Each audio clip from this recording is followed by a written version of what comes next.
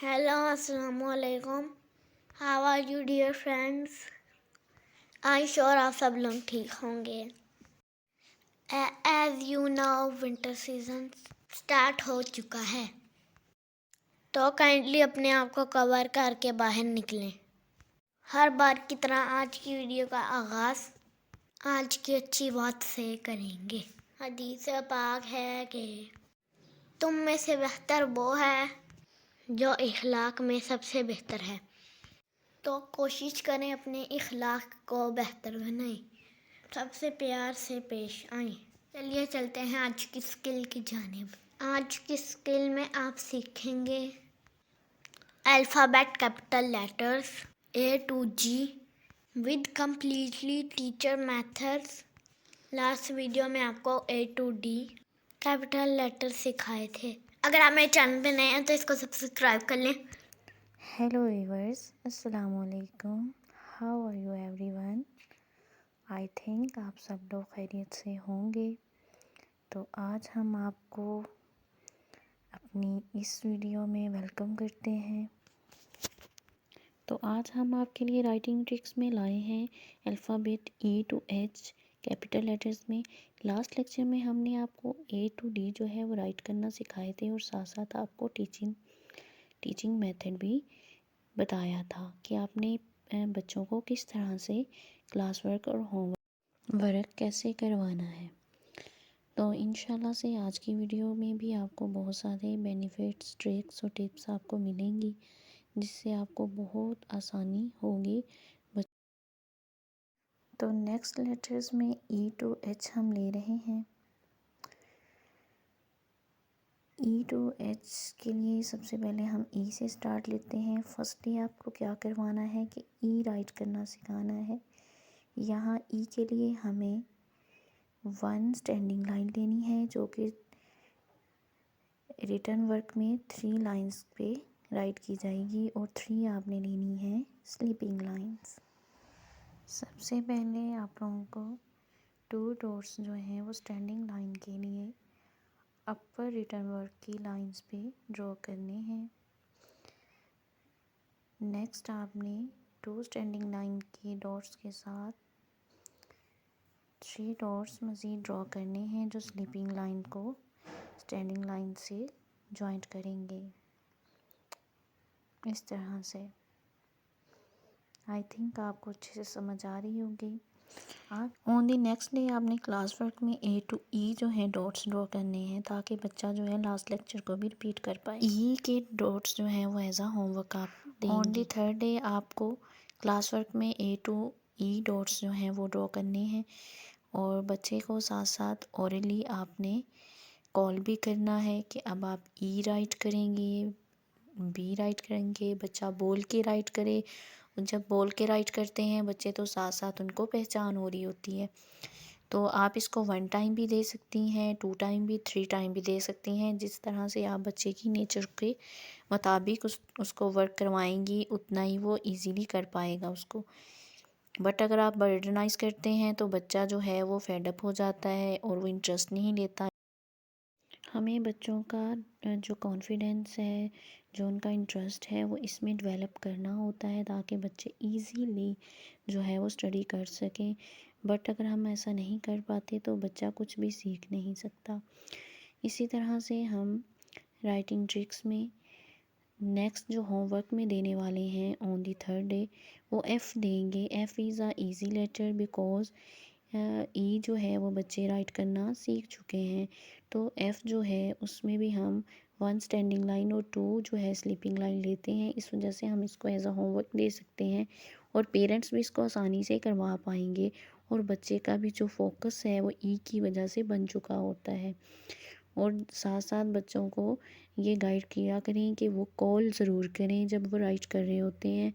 अगर वो लेटर को कॉल नहीं करते तो ये एक बहुत मुश्किल हो जाता है बच्चे को पहचान करवाना. 4th डे पे हम आपको A to F जो है वो क्लास वर्क में रिवाइज करवाएंगे जिसमें जो है और A to F जो जितने भी हमारे पास लेटर्स हैं हम इनके जो डॉट्स हैं वो ड्रॉ करेंगे.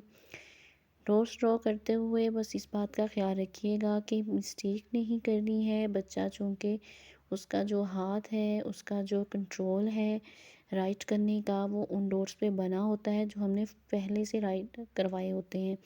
बट अगर हम उनमें चेंजिंग लाते हैं तो बच्चा जो है वो जो है उसमें मिस्टेक्स करेगा। इसीलिए आपको सेम वे से ही उसको डॉट्स को ड्रॉ करना है।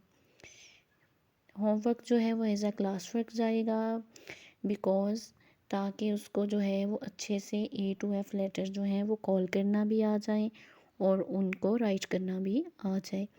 ऑन द 5th डे हम जी के लेटर्स लेने वाले हैं कैपिटल अल्फ़ाबेट्स में।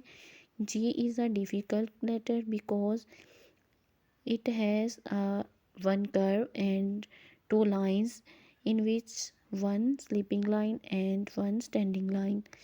एक कर्व लिया जाता है, इसमें कर्व के साथ हमें स्लीपिंग लाइन को टच करना होता है और स्टैंडिंग लाइन को, इसलिए ये बच्चों को जी राइट करना थोड़ा मुश्किल लगता है। बच्चों को जी राइट करवाते हुए आप थोड़ा सी का कॉन्सेप्ट दें कि सी को यूँ बनाना है और उसके बाद स्लीपिंग लाइन और फिर स्टैंडिंग लाइन, तो बच्चा इजीली भी कर पाएगा। लेकिन फिर भी कुछ बच्चे ऐसे होते हैं जो अंडरस्टैंड नहीं कर पा रहे होते, तो उनके लिए हमें जो है जी क्लास वर्क के बाद होमवर्क में सिंगल लेटर के तौर पे देना है।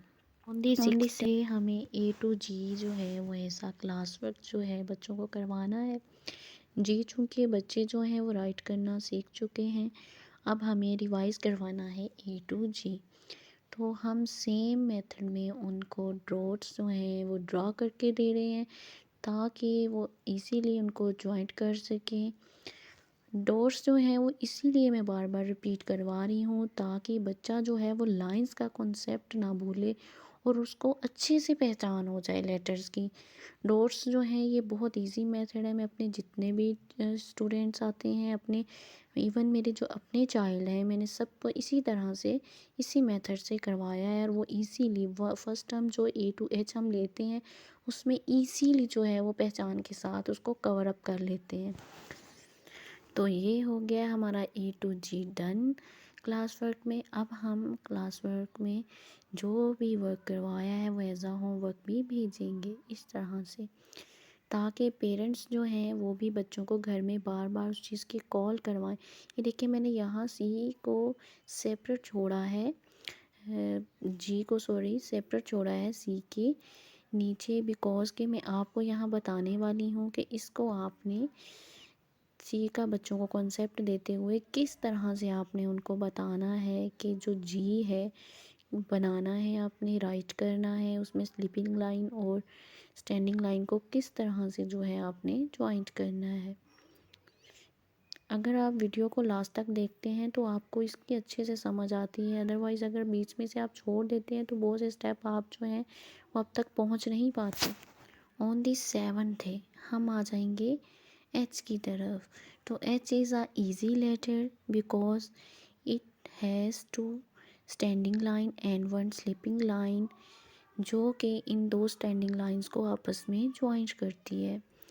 हम क्लास वर्क में एच को इस तरह से इसके दो डॉट्स ये राइट साइड पे और दो लेफ़्ट साइड पे राइट करेंगे और वन जो डॉट है वो आपने लेफ़्ट साइड वाली स्टैंडिंग लाइन के दरमियान में राइट करना है मिड में, ताकि बच्चे को पता हो कि जो हमने मिड से एच को ज्वाइंट करना है वो किस जगह से करना है, क्योंकि बहुत सारे बच्चों को कॉन्सेप्ट जो है वो लाइंस का नहीं समझ आ रहा होता, उसके उन बच्चों के लिए ये ईजी होता है।